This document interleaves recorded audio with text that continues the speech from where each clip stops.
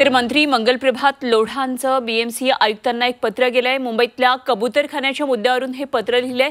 पक्षीप्रेमी स्थानिकांच्या भावना लक्षात घ्यावी अशी विनंती या पत्रामधून करण्यात आली आहे आणि महापालिका आयुक्त भूषण गगराणी यांना हे त्यांनी पत्र दिलंय। मुंबई महापालिकेनं कबूतरखाने बंद करण्यासाठी तीव्र मोहीम सुरू केली आहे आणि या विरोधात पक्षीप्रेमी साधू संत आणि नागरिकांनी संताप व्यक्त केलाय। याची दखल घेत मंत्री मंगलप्रभात लोढा यांनी महापालिका आयुक्त भूषण गगराणी यांना एक पत्र लिहिलंय आणि या पत्राद्वारे पक्षीप्रेमी स्थानिकांच्या भावना लक्षात घेण्याची त्यांनी विनंती केली आहे। न्यायालयाच्या निर्णयाचा मान ठेवत सुवर्ण मध्य काढण्याचं आवाहन त्यांनी या पत्राद्वारे केलंय। दरम्यान दादर कबूतरखान्याजवळून या संदर्भातला आढावा घेतलाय आमच्या प्रतिनिधी सीमा आढे यांनी।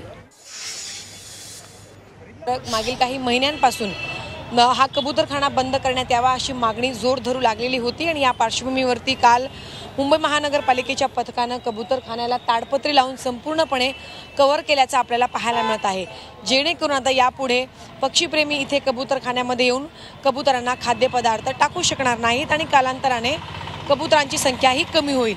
आता मुंबई महानगरपालिकेच्या वतीनं करण्यात आलेल्या या कारवाईनंतर पक्षीप्रेमी आणि काही स्थानिक नागरिक हे आक्रमक झालेत आणि त्यांच्या भावना दुखवल्याचं काल पाहायला मिळालं।